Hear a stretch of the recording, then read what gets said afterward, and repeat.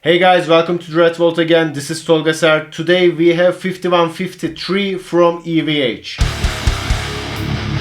Today we have a modern variation of a legendary amplifier. It's 513 from EVH, which is based on a 5150 from Peavey.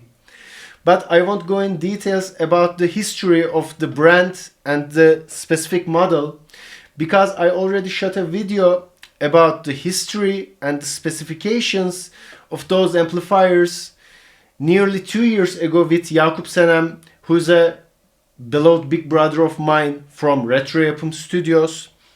And I'm gonna put the link somewhere on the screen and you may watch that video if you're interested about the history and the specifications. Also, I think the people who watch this video already knew the specifications about the amplifier or have no idea about even the sound of the amplifier. So either you already know the tubes inside of that amp and want to hear the sound of it, or you have no idea about the amplifier, and if the sound satisfies you, you will check the specs later. Because of all of those stuff, let's hear the amplifier. So today I'm gonna use my Marshall MG 4x12 cabinet with the 5150 because I think there are lots of videos already on YouTube with high-end cabinets and it's not that new amplifier. There are already lots of resource on YouTube and I think it can be a slight difference for you. Also, we have Shure SM57, which is placed as half cap, half cone, and we have Jackson KV5 with alder body, maple neck, rosewood fretboard, and Seymour Duncan JB. I'm already too hyped up to make a review of this guitar, but it will take a few weeks. So today you will hear only the bridge pickup of that guitar. Some of you guys might say it's just another simple glorified super strat configuration like King V, but it's something different for me. We will talk about that. So let's open up the amplifier. We have two switches on the back, which is for power and standby. We will start with the clean channel.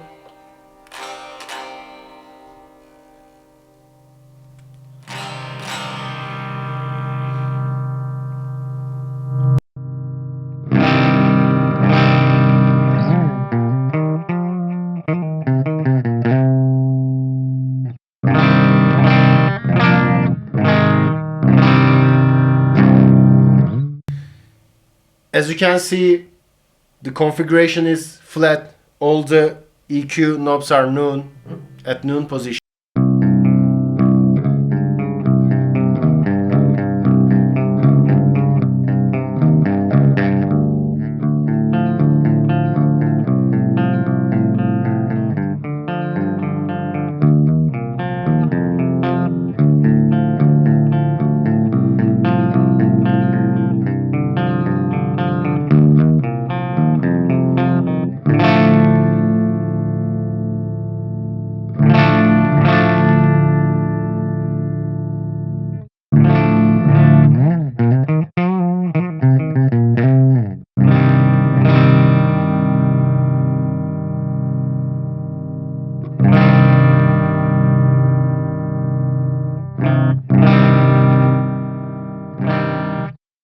I think you can feel that too. The guitar and the amplifier already wants to rumble even on the clean channel. I'm gonna skip the clean. You get the characteristics of it. You won't purchase that amplifier because of the clean. We already knew that. And let's go to the blue channel, which is kinda crunchy.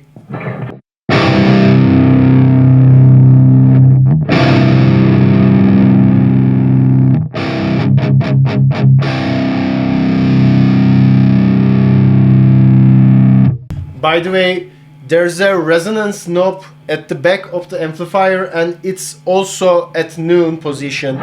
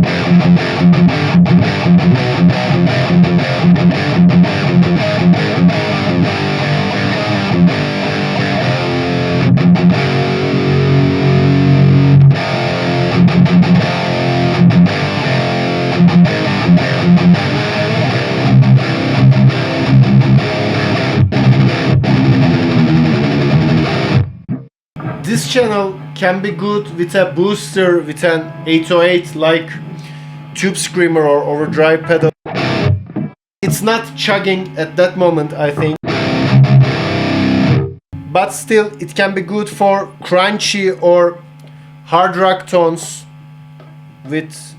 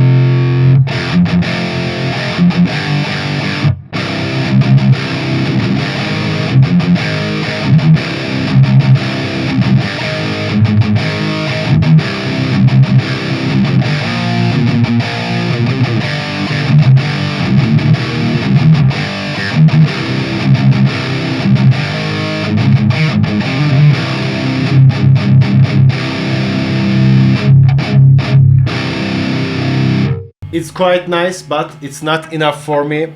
So let's go to the red channel. We will spend some time at that channel.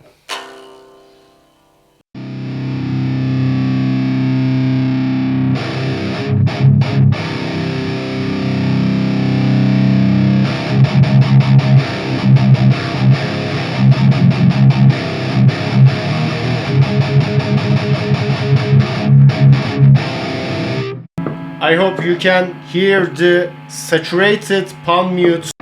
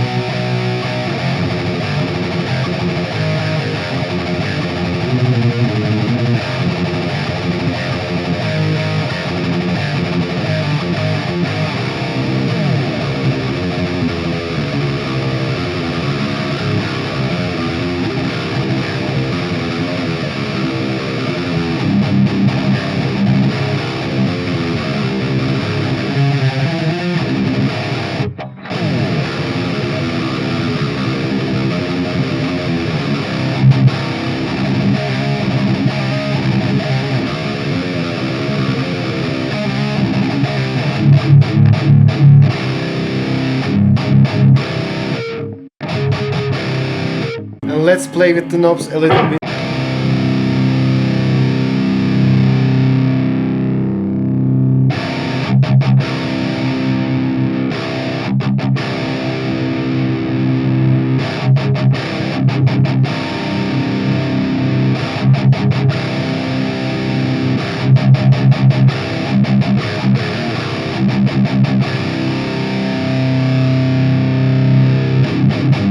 Actually, increasing the gain knob isn't always the best solution to getting a heavy tone. Most of the time I make the gain level 0 and then start to increase up the gain, and you will feel a certain point where the increase didn't affect anymore. It's hollow. We're getting somewhere.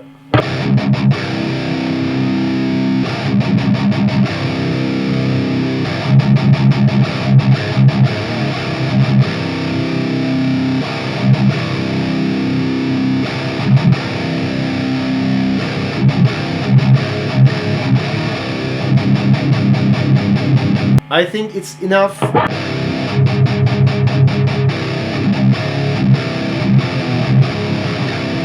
And let's check the low end. It's really important because it defines the punch of the sound.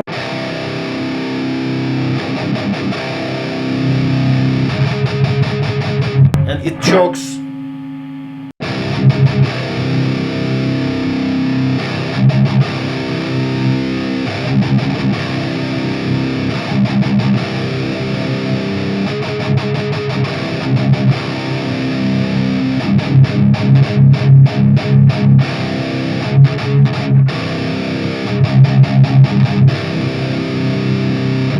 Now let's go to the mids. If you want to record guitar, the mid and the high frequencies are the definer of your sound actually, because most of the low end will be cut to put some bass and kick into the mix, but still you need that low end to finding the perfect mixture point with bass guitar and the kick drum. But your mids and your highs will define the significance, making your guitar cut through the mix. Too much mid will make everything too fizzy and too harsh, but without necessary mid you have to increase some frequencies on the post-production, on the mixing, and it won't affect the signal as good as an amplifier will do.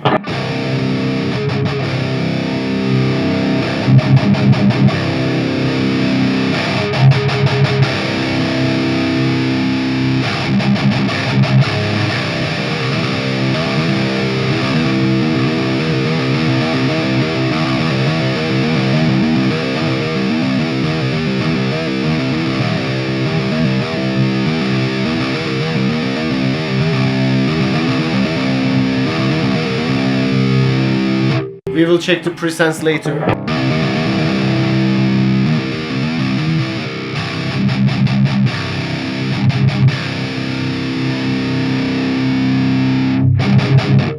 I know it's punchy, it's very punchy and very ballsy like this, but try to hear the same guitar with lots of drums and bass and some vocals, some growling vocals, some brutal vocals with high low end.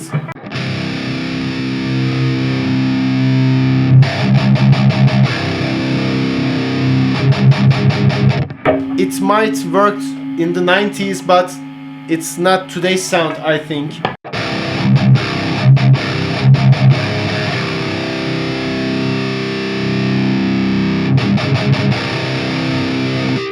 I think this mid-level is okay. Now we will check the highs. I try to adjust mids and highs at the same time. Maybe you already recognize it. Because the high knob make an effect like opening the signal. After a certain point, you feel like you have much more space in that headroom, but after a certain point it will affect your signal in a bad way too. And at this point we have a different weapon, which is presence. Most of the time I prefer increasing up the presence instead of putting an 808, because it will compress your signal, it will kill your dynamics. Still it's necessary most of the time, but if the amplifier has an extra boosted channel like that red channel, a little bit of touch of presence can be better instead of cranking up an 808 or overdrive, another overdrive.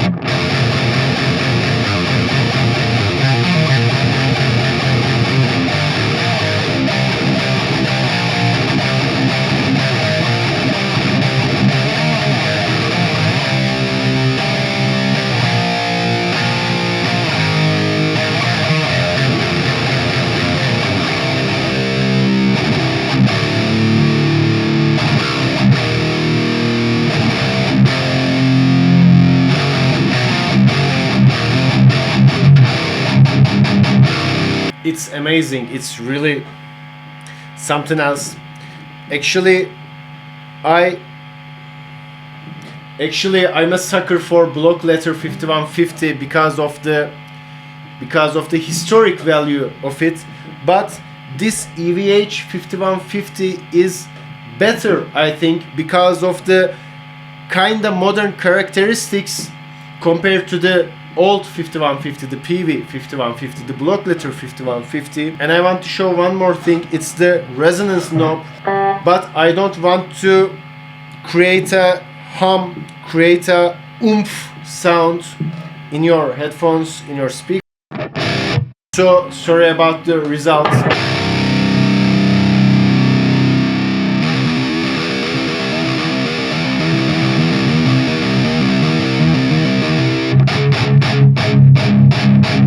It's all the way up.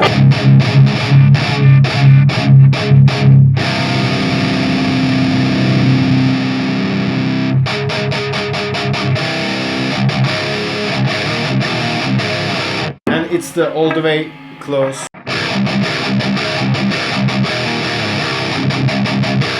I think keeping that at noon position, at flat position, will be better for either playing, jamming, or recording.